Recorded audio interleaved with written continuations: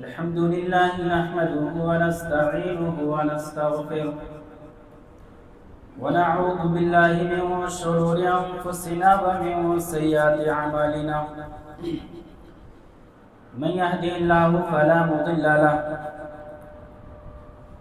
ومن يضلله فلا هادي له وأشهد أن لا إله إلا الله وحده لا شريك له وأشهد أن محمدا عبده ورسوله أما بعد فإن خير الحديث كتاب الله وخير الهدي هدي محمد صلى الله عليه وسلم وشر الأمور محدثاتها وكل محدثة بدعة وكل بدعة ضلالة وكل ضلالة في النار. أعوذ بالله من الشيطان الرجيم. بسم الله الرحمن الرحيم. قال الله تبارك وتعالى في كلامه المجيد: يا أيها الذين آمنوا أطيعوا الله وأطيعوا الرسول ولا تبطلوا أعمالكم. وعن أبي هريرة رضي الله تعالى عنه قال: قال رسول الله صلى الله عليه وسلم: من أطاعني دخل الجنة ومن عصاني فقد أبى. قيل: من أبى يا رسول الله صلى الله عليه وسلم؟ قال: من أطاعني دخل الجنة ومن عصاني فقد أبى.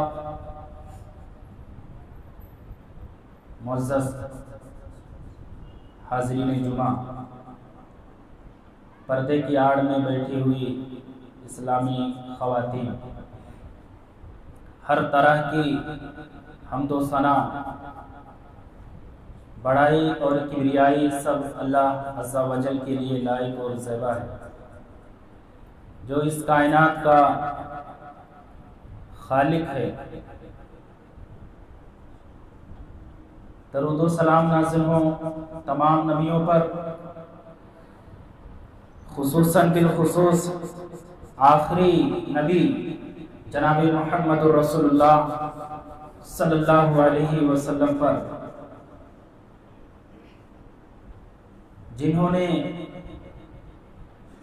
ہمیں اور آپ کو سیدھے راستے پر گامزن کیا، گمراہی کے دلدلوں سے نکال کر کے صراط مستقیم پر لا کر کھڑا کیا۔ سلام ہو آپ پر، آپ کے آل اولاد پر، آپ کے اصحاب پر، اور قیامت تک آپ کے نقش قدم پر چلنے والوں پر۔ اللہم صلی وسلم وبارک علیہ۔ قبل یہ کہ آپ کے سامنے میں کچھ بات کروں، یہ جو صفحیں جو خالی ہیں، آگے صفوں میں جو جگہیں دکھائی دے رہی ہیں، آپ تمام حضرات سے گزارش کروں گا کہ ان صفوں کو آپ پر کر لیں۔ آپ تھوڑا آگے آ جائیے، جو بھی ترتیب سے تھوڑا بیٹھیں گے تو اچھا لگے گا۔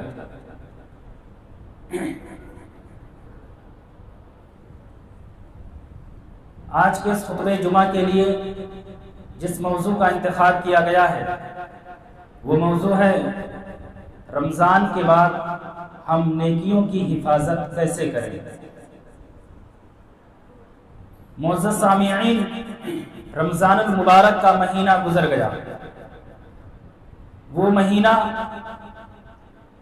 جس کے اندر اللہ رب العالمین نے اپنے بندوں کے لیے جنت کا دروازہ کھولا تھا، جہنم کا دروازہ بند کیا تھا، شیطانوں کو قید کر دیا تھا، رحمتوں اور برکتوں کی بارش ہو رہی تھی، مغفرت کی صدائیں لگ رہی تھیں، اور جہنم سے آزادی کے پروانے تقسیم ہو رہے تھے۔ یہ انتظامات اللہ تبارک تعالیٰ نے اپنے مومنین بندوں کے لیے کیا تھا۔ رمضان المبارک کے اندر ہم نے سحری کے وقت آنسو بہائے، افطاری کے وقت دعائیں کی، اور رات کی تنہائی میں اللہ کے حضور کھڑے ہو کر کے ہم نے اللہ رب العالمین کو پکارا۔ رمضان المبارک کے اندر ہم نے یہ سارا کام انجام دیا۔ ہم نے نمازیں پڑھی، قرآن کی تلاوتیں کی، صدقات اور خیرات کیے، اللہ کے حضور کھڑے ہو کر کے گڑ گڑا کر کے اللہ کو ہم نے پکارا۔ یہ سارے کام ہم نے انجام دیے، لیکن سوال ہے کہ یہ سارے کام جو ہم نے انجام دیے ہیں، کیا یہ عبادتیں اور یہ کام صرف رمضان المبارک تک محدود ہے یا رمضان کے بعد بھی ہے؟ یہ ایک اہم سوال ہے۔ ہمارا رب صرف رمضان کے لیے رب نہیں ہے، اور ہم اور آپ صرف رمضان کے مسلمان نہیں ہیں۔ ہم نے کلمہ پڑھا ہے تو مرتے دم تک، جب تک جسم سے روح نہیں نکل جاتی، اس وقت تک کے لیے ہم مسلمان ہیں، اور ہمارا رب اس وقت تک کے لیے رب ہے، ہماری پوری زندگی کا وہ رب ہے۔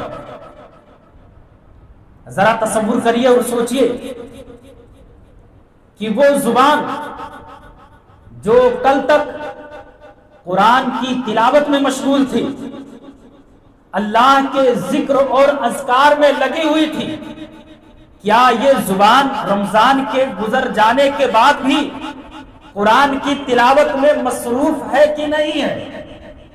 اللہ کے ذکر اور اذکار سے یہ زبان آباد ہے کہ نہیں ہے؟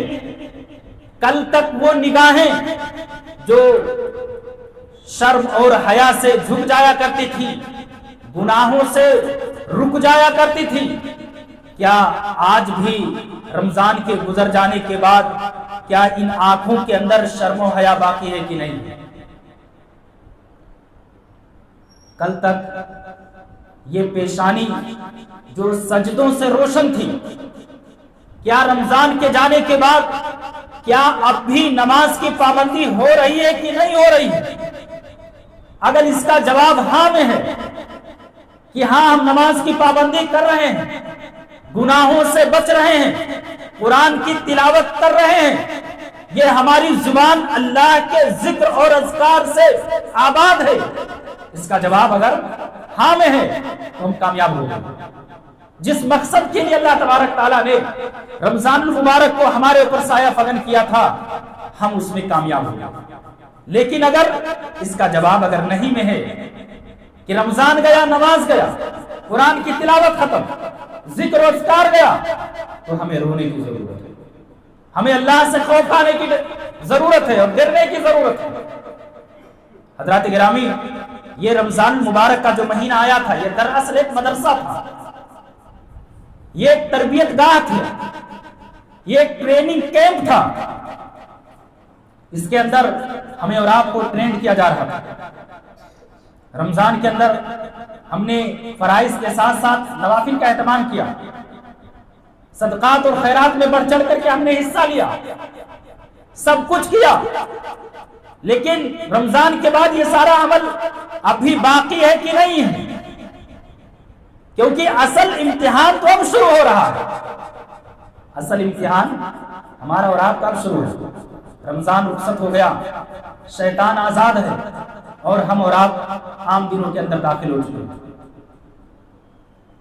اب ان دنوں میں جو آدمی پابندی کر لے جائے، دراصل کامیاب انسان وہ ہے، کیونکہ رمضان کے اندر تو ماحول سازگار تھا، شیطان قید تھا، شرک کے جو اڈے تھے وہ بند تھے۔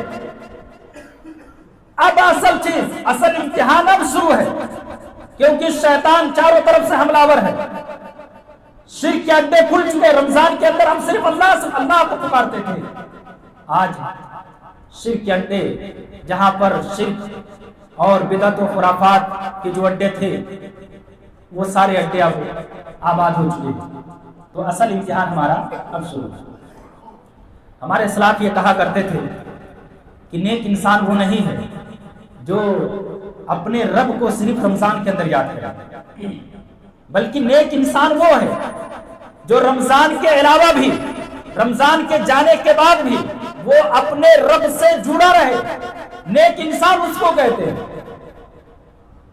ایک صاحب سے کہا گیا کہ کچھ لوگ ایسے ہیں جو اپنے رب کو صرف رمضان کے اندر یاد کرتے ہیں، اور رمضان کے جانے کے بعد جیسے ہی رمضان گزرتا ہے وہ اپنے رب کو بھول جاتے ہیں۔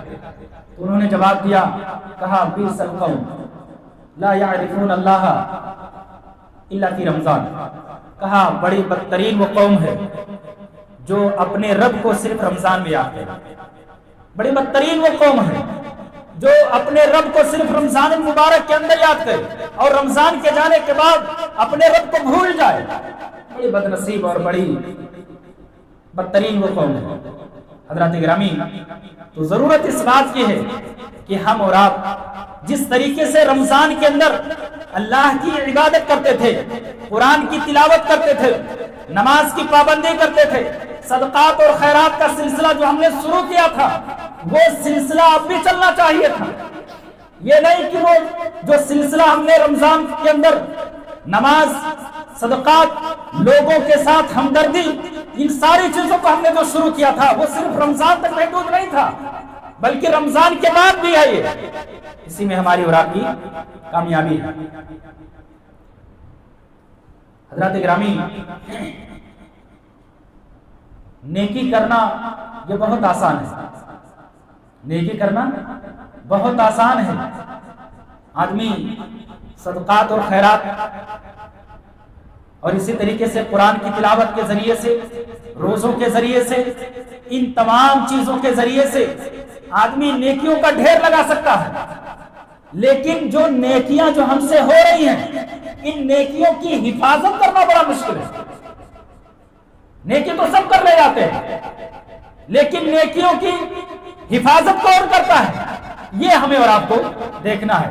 میں آپ کے سامنے ایک حدیث پڑھتا ہوں اور آپ کو اس حدیث کو غور سے سننا ہے اور سن کر کے ہمیں اور آپ کو اندازہ لگانا ہے کہ ہماری نیکیاں محفوظ ہیں کہ نہیں۔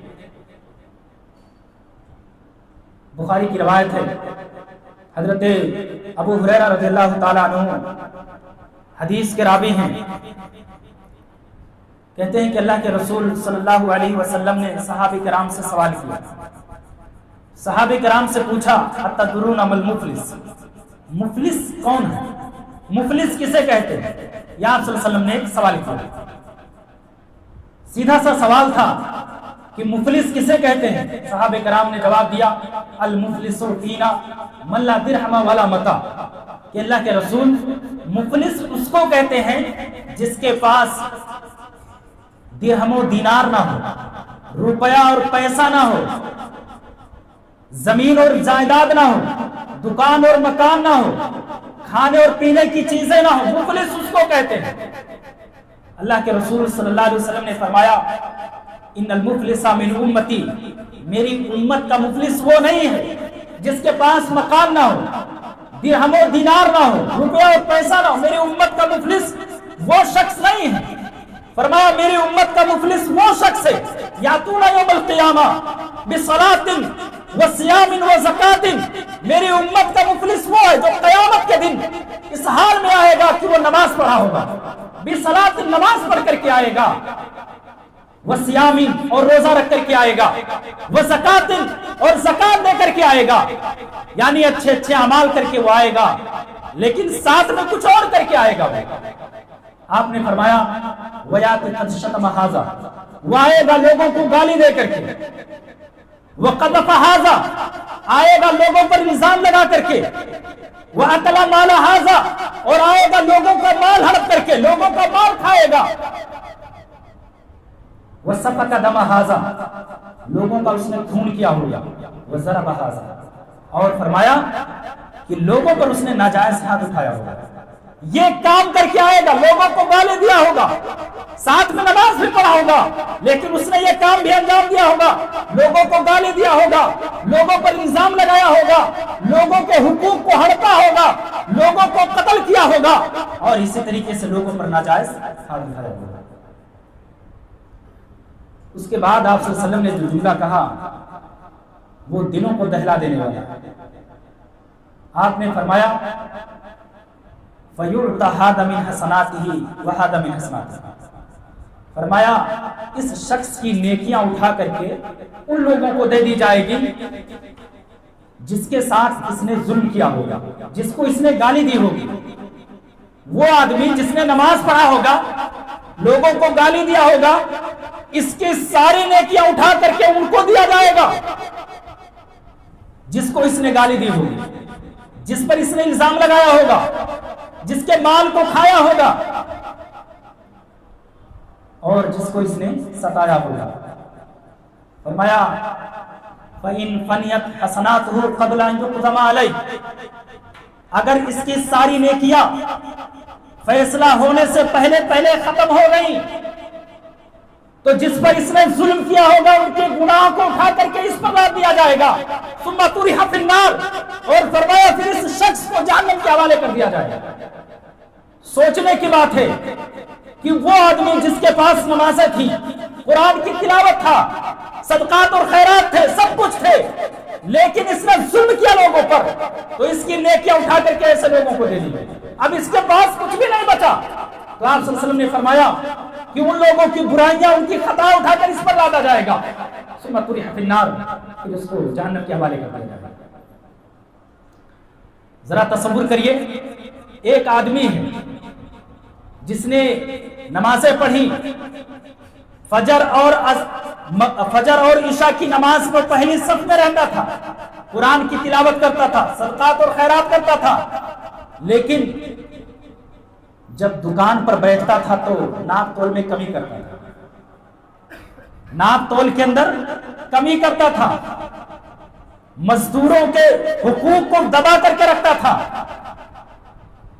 خراب مال کو اچھا بتا کر کے بیچتا تھا، پیسہ پورا لیتا تھا، مال گھٹیا دیتا تھا۔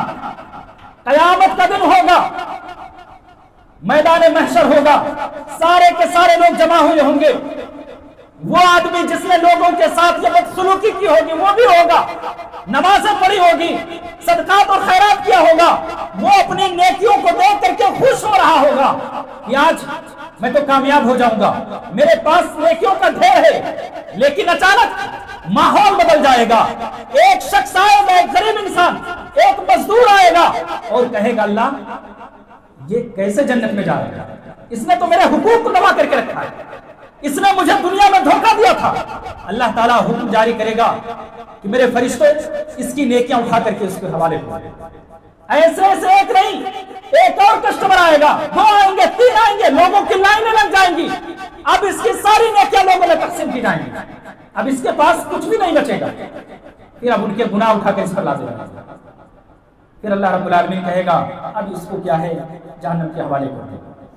ذرا تصور کریے، رمضان کے اندر اگر ہم نے نمازیں پڑھی ہیں، قرآن کی تلاوت کی ہے، صدقات اور خیرات کیے ہیں، قیام اللیل کیا ہے، شب بیداری کی ہے، سب کچھ کیا ہے، لیکن اگر ہماری زبان محفوظ نہیں ہے، ہمارا اگر ہاتھ محفوظ نہیں ہے، اگر ہماری آنکھیں میں محفوظ نہیں ہے برائیوں سے، تو کل قیامت کے دن یہ نماز کچھ کام آنے والا نہیں ہے، یہ شب بیداری ہمیں جہنم کی آگ سے نہیں بچا سکتا۔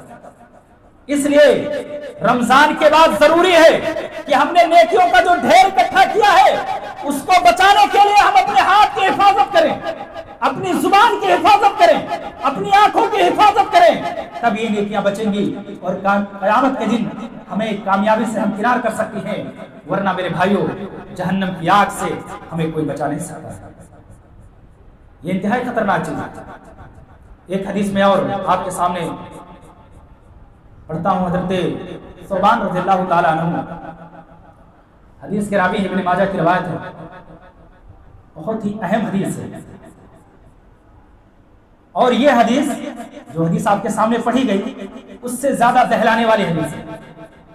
حضرت ثوبان رضی اللہ تعالیٰ عنہ کہتے ہیں کہ اللہ کے رسول صلی اللہ علیہ وسلم نے فرمایا لَعَالَمَنَّ أَقْوَامًا من امتی یاتون یوم القیامہ بحسنات امثال جبال تحامۃ بیضا فرمایا کہ میری امت کے اندر کچھ ایسے لوگ ہیں، ایک ایسی جماعت ہے، ایک ایسا گروہ ہے جس کو میں اچھی طریقے سے جانتا ہوں، لَعَلَمَنَّ أَقْوَامًا مِّنْ أُمَّتِي يَأْتُونَ يَوْمَ الْقِيَامَةِ بِحَسَنَاتٍ، قیامت کے دن وہ نیکیوں کا ڈھیر لے کر کے آئیں گے۔ اور آپ نے ایک مثال دیا، فرمایا مثال جبال تہامہ بیضا، فرمایا کہ وہ تہامہ پہاڑ کے برابر نیکیاں لے کر کے آئیں گے۔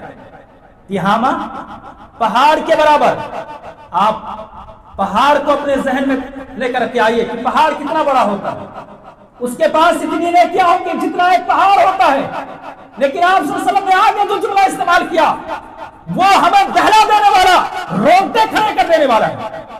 اللہ کے رسول صلی اللہ علیہ وسلم نے فرمایا ثوبان، لوگوں کے پاس اتنی نیکیاں ہوں گی لیکن اللہ تبارک تعالیٰ کہے گا کہ فرشتوں ان نیکیوں کو آگ لگا دو، فَيَجْعَلُ اللَّهَ حَبَاءً مَنثُورًا، اللہ تعالیٰ کہے گا کہ ان نیکیوں کو ہوا میں اڑا دو، ان نیکیوں کو ذرات بنا دو، ان کو ہوا میں بکھیر دو، ان نیکیوں کی ہمارے یہاں کوئی اہمیت نہیں ہے۔ ثوبان رضی اللہ تعالیٰ عنہ ڈر گئے کہ اللہ کے رسول یہ کون لوگ ہیں جن کے پاس اتنی ساری نیکیاں ہوں گی اور ان کی نیکیاں کچھ کام نہیں آئیں گی، اللہ تبارک تعالیٰ ان کی نیکیوں کو ہوا میں اڑا دے گا۔ تو حضرت ثوبان رضی اللہ تعالیٰ عنہ کو اللہ کے رسول صلی اللہ علیہ وسلم نے جواب دیا، کہا اے ثوبان اما انہم اخوانکم، یہ تمہارے بھائی ہوں گے، تمہارے بھائی ہوں گے۔ فرمایا ومن جلدتکم، تمہارے خاندان کے ہوں گے، وہ تمہارے رشتہ دار ہوں گے، تمہارے کنبے اور تمہارے قبیلے کے لوگ ہوں گے۔ جب اتنا کہا تو یہ تو حیران کر دینے والا بات، یہ حیران کر دینے والی بات کہ وہ ہمارے ہی بھائی ہوں گے۔ آپ نے آگے فرمایا یاخذون من اللیل کما تاخذون، وہ رات کو نماز ایسے پڑھیں گے جیسے تم پڑھتے ہو، جیسے تم رات کے لیے نماز کے لیے اٹھتے ہو ویسے وہ بھی اٹھیں گے۔ یاخذون من اللیل کما تاخذون، فرمایا اس قوم کی ایک پہچان آپ صلی اللہ علیہ وسلم نے بیان کی، فرمایا وَلَكِنَّهُمْ أَقْوَامٌ إِذَا خَلَوْا بِمَحَارِمِ اللَّهِ انتهكوها، فرمایا وہ ایسی قوم ہے جب وہ رات کی تاریکی میں تنہائی میں جب وہ جائے گی تو اللہ کے جو بھی حدود ہے سب کو پامال کر دے گی، اللہ کے جتنے حرام کردے راستے سب پر وہ سب کو فلانگ جائے گی۔ آپ صلی اللہ علیہ وسلم نے ایک یہ پہچان بتائی، میں آپ کو ایک مثال کے ذریعے سمجھاتا ہوں۔ ایک نوجوان ہے جو نماز کی پابندی کرتا ہے، قرآن کی تلاوت کرتا ہے، ہر اچھے کام کرتا ہے، لوگ کہتے ہیں ماشاءاللہ بڑا اچھا نوجوان ہے، بڑا نیک اور بڑا متقی، بڑا پرہیزگار، بڑا سیدھا اور بڑا بھولا بھالا انسان ہے۔ عشاء کی نماز پڑھتا ہے، نماز سے فارغ ہونے کے بعد وہ نوجوان اپنے کمرے میں آتا ہے، لائٹ بند ہے، دروازہ لاک ہے، کوئی کسی کو دیکھ نہیں سکتا۔ وہ نوجوان جو ابھی قرآن کی تلاوت کر کے گیا تھا، نماز پڑھ کر کے گیا تھا، صدقات اور خیرات کر کے گیا تھا، لوگوں کی نظر میں وہ بڑا اچھا انسان تھا، لیکن اب وہ تنہائی میں گیا، اس کی ایک اور زندگی شروع ہوتی ہے جس زندگی کے بارے میں اللہ کے علاوہ کوئی نہیں جانتا۔ جس نے قرآن پڑھا تھا، جس کی نگاہیں قرآن کی آیتوں پر ٹکی ہوئی تھیں، اب اس کی نگاہیں موبائل کے اسکرینوں پر ٹکی ہوئی ہیں۔ وہ انگلیاں جو قرآن کی آیتوں پر دوڑ رہی تھیں، اب رات کی تنہائی ہے، رات کی تاریکی ہے، وہی انگلیاں موبائل کے اسکرینوں پر دوڑ رہی ہیں۔ وہ نگاہیں جو قرآن کی آیتوں کو دیکھ رہی تھی، اب وہی آنکھیں حرام ویڈیوز کو دیکھ رہی تھی۔ اور وہ آدمی بڑے فخر سے کہتا، وہ نوجوان بڑے فخر سے کہتا، مجھے کوئی نہیں دیکھا، مجھے کوئی دیکھنے والا نہیں ہے۔ ارے غافل انسان، جس رب نے وہ تاریک بنایا ہے، جس نے اندھیرا کیا ہے، وہ رب اندھیروں میں دیکھنے پر قادر ہے۔ ہم اور آپ کیا سمجھتے ہیں کہ اندھیرے میں ہم تنہا ہیں، ہمیں کوئی دیکھنے والا نہیں؟ اللہ کے رسول صلی اللہ علیہ وسلم نے فرمایا اتق اللہ حیثما کنت، جہاں کہیں رہو اللہ سے ڈرتے رہو۔ یہ نہیں کہ آپ تم مجلس میں بیٹھے ہو، مسجد میں ہو تو تم اللہ سے ڈرو، اور جیسے ہی یہاں سے نکلو تو تم کیا ہے اللہ سے ڈرنا بند کر دو، کیوں؟ کیونکہ اللہ رب العالمین فرماتا ہے ان اللہ کان علیکم رقیبا، اللہ رب العالمین تمہارے اوپر نگراں، اللہ تعالیٰ تمہیں دیکھ رہا ہے، اور فرماتا ہے وَإِنَّ إِلَيْكُمْ لَحَافِظِينَ کِرَامًا قَاتِبِينَ، تمہارے اوپر لکھنے والے 2 فرشتے مقرر ہیں، لکھنے والے 2 فرشتے مقرر ہیں، جو کچھ تم کر رہے ہو سب وہ ریکارڈ کر رہے ہیں، کل قیامت کے دن اس کو تمہارے سامنے پیش کیا جائے گا۔ تو حضرات گرامی، یہ وہ نوجوان تھا جو رات کی تاریکی میں، رات کی تنہائی میں جو اس نے گناہ انجام دیا، اس کے بارے میں سوچ بھی نہیں سکتے۔ کل قیامت کا دن ہوگا، میدان محشر لپا ہوگا، ہر طرف نفسی نفسی کا عالم ہوگا، کوئی کسی کا کام آنے والا نہیں ہوگا۔ اس دن وہ نوجوان نیکیوں کے ساتھ آئے گا، صدقات اور خیرات کے ساتھ آئے گا، بڑا خوش ہوگا، کیا ہے میرے پاس تو نیکیوں کا ڈھیر ہے، میں آج کامیاب ہو جاؤں گا، مجھے کامیابی سے کوئی نہیں روک سکتا۔ اللہ رب العالمین فرشتوں کو حکم دے گا کہ میرے فرشتوں، یہ جو نیکیاں ہیں ان کو آگ لگا دو، ان کو جلا کر راکھ کر دو۔ وہ نوجوان چیخ پڑے گا اللہ میری کیا غلطی ہے، میری خطا کیا ہے، ان نیکیوں کو آگ لگا دیا گیا۔ اللہ تعالیٰ یاد دلائے گا، وہ منظر سامنے لے کر کے آئے گا کہ میرے بندے وہ رات کی تنہائی یاد کر، وہ رات کی تاریکی یاد کر، جب تو رات کی تاریکی میں تھا اور جو گناہ تو نے انجام دیا تھا، تو بھول گیا تھا کہ کوئی مجھے دیکھنے والا نہیں ہے۔ اس وقت میرے فرشتے ساری چیزوں کو نوٹ کر رہے تھے، آج اسی گناہ کی وجہ سے تیری ان ساری نیکیوں کو جلایا جا رہا ہے۔ حضرات گرامی، تو انتہائی خطرناک چیز ہے یہ 2 احادیث جو آپ کے سامنے پیش کی گئی، یہ ہمیں اور آپ کو یہ پیغام دیتی ہے، یہ سبق دیتی ہیں کہ تم نماز پڑھو، قرآن کی تلاوت کرو، صدقات اور خیرات کرو، حج کرو، عمرہ کرو، لوگوں کے ساتھ اچھا سلوک کرو، لیکن ساتھ میں تم کسی کا دل نہ توڑو، کسی پر ظلم اور زیادتی نہ کرو، کسی کے حقوق کو نہ دباؤ اور تنہائی کے گناہ سے بچو، ورنہ آج تم قرآن کی تلاوت کر رہے ہو، کل یہ قیامت کے دن کام آنے والا نہیں ہے، کیونکہ یہ ساری نیکیاں ختم ہو چکی ہوں گی، یہ گناہ ہماری نیکیوں کو برباد کر چکے ہوں گے۔ اس لیے نیکیوں کے ساتھ ساتھ ضروری ہے کہ ہم اور آپ کیا ہے گناہوں سے بچیں۔ جس طریقے سے نماز کی پابندی کرتے تھے، وہ سلسلہ ہم رمضان کے بعد بھی، رمضان کے گزر جانے کے بعد بھی ہم اس سلسلے کو جاری اور اس کو برقرار رکھیں، تاکہ نیکیوں کا جو سلسلہ ہے وہ چلتا رہے۔ ایک نوجوان پورا رمضان وہ خوب عبادت کرتا ہے، ہر طرح کے اچھے اعمال وہ انجام دیتا ہے، لیکن جیسے ہی رمضان گزر جاتا ہے سب کچھ ختم ہو جاتا ہے، سب کچھ ختم ہو جاتا ہے۔ وہ نماز اب یاد نہیں، قرآن کی تلاوت یاد نہیں، صدقات اور خیرات یاد نہیں، سب کچھ آدمی رکھ دیتا ہے۔ فرمایا اس کی مثال ایسے ہی ہے جیسے ایک آدمی پوری زندگی محنت کرتا ہے، پوری زندگی رات اور دن وہ محنت کر کے ایک ایک روپیہ جمع کر کے وہ اپنا خون اور پسینہ جلا کر کے وہ پیسہ اکٹھا کرتا ہے، اور پیسہ اکٹھا کر کے ایک خوبصورت محل بناتا ہے، ایک خوبصورت محل تعمیر کرتا ہے، اور جیسے ہی وہ محل بن کر کے تیار ہو جاتا ہے، اب اس میں رہنے کی باری آتی ہے، وہ آدمی اس محل میں آگ لگا دیتا ہے۔ بتائیے آپ اس کو کیا کہیں گے؟ اس کو آپ عقل مند کہیں گے یا بیوقوف کہیں گے؟ دنیا اس کو بیوقوف کہیں گے۔ ہماری اور آپ کی مثال اسی بیوقوف کی طرح ہے۔ رمضان کے اندر ہم نے خوب عبادت کی، نیکیوں کا ہم نے ایک محل بنایا تھا، نیکیوں کا ہم نے ایک ذخیرہ اکٹھا کیا تھا، قرآن کے ذریعے سے، صدقات اور خیرات کے ذریعے سے، قیام اللیل کے ذریعے سے، شب بیداری کے ذریعے سے، ہم نے ان تمام عبادتوں کے ذریعے سے ایک عظیم الشان اور ایک خوبصورت محل ہم نے تعمیر کیا تھا، لیکن جیسے ہی رمضان گزرا ہم نے اس محل کے اندر آگ لگا دیا اور ہم نے ان ساری نیکیوں کو برباد اور تباہ کر دیا۔ ہم اپنی اس محل کو تباہ کرنے میں ہمارا خود اس میں ہاتھ رہا۔ حضرات گرامی، یہ رمضان آیا تھا ہمیں یہ پیغام دینے کے لیے، بتانے کے لیے کہ تم اللہ سے ڈرو، قرآن کی تلاوت کرو اور اسی طریقے سے روزے رکھو، لیکن میرے بھائیوں، رمضان کے گزرنے کے بعد اگر یہ ساری چیزیں ختم ہو جائیں تو بتائیے ہم کہاں تک رمضان کے اندر کس حد تک ہم کامیاب ہوئے اور کس حد تک ہم ناکام ہوئے۔ ہمیں اور آپ کو اس پر غور کرنے کی ضرورت ہے اور سمجھنے کی ضرورت ہے۔ حضرات گرامی، یہ زندگی جو ہے بڑی مختصر زندگی ہے۔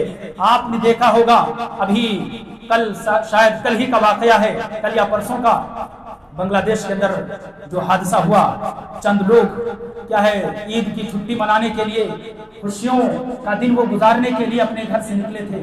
کسی کو معلوم نہیں تھا کہ ہمارے ساتھ کیا حادثہ ہونے والا ہے۔ وہ بس جس پر وہ سوار تھے وہ بس اچانک اپنا سنتلن کھو دیتی ہے اور وہ جا کر کے سیدھا کیا ہے سمندر کے حوالے ہو جاتی ہے، کئی موتیں واقع ہو جاتی ہیں۔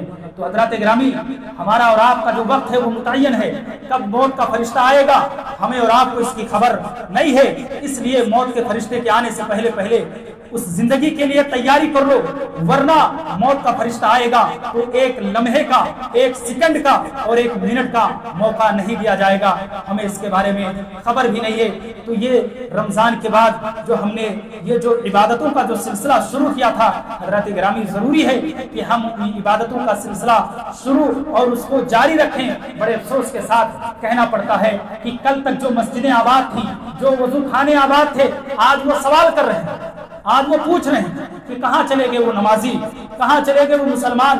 کیا وہ صرف رمضان کے لیے مسلمان بن کر کے آئے تھے یا پوری زندگی کے لیے رمضان کیا مسلمان بن کر کے آئے تھے؟ ہمیں اور آپ کو اپنے بارے میں سوچنے کی ضرورت ہے۔ حضرات گرامی، یہ وہ چند باتیں تھیں جو آپ کے سامنے کی گئی۔ بہت ساری باتیں ہیں جو کیا ہے کہنا چاہ رہا تھا، لیکن وقت کی قلت کی وجہ سے میں اپنی بات کو یہیں سے ختم کر رہا ہوں۔ انشاءاللہ موقع ملے گا پھر آپ کے سامنے وہ باتیں رکھی جائیں گی۔ اللہ رب العالمین سے دعا ہے کہ اللہ تعالیٰ ہمیں اور آپ کو سب کو قرآن اور حدیث کے مطابق زندگی گزارنے کی توفیق عطا فرما۔ الہ العالمین، جو بھی باتیں آپ کے سامنے کی گئی ہیں اللہ ہمیں اس پر عمل کرنے کی توفیق عطا فرما۔ پروردگار عالم، جو عبادتوں کا سلسلہ جو ہم نے رمضان کے اندر جاری کیا تھا، اے اللہ ہمیں اس کو جاری رکھنے کی توفیق عطا فرما۔ پروردگار عالم، تو ہمیں اور آپ کو سب کو اے اللہ گناہوں سے اور خصوصی طور پر تنہائی کے گناہ سے اے اللہ ہمیں محفوظ رکھ۔ آمین۔ اللہم تقبل یا رب العالمین۔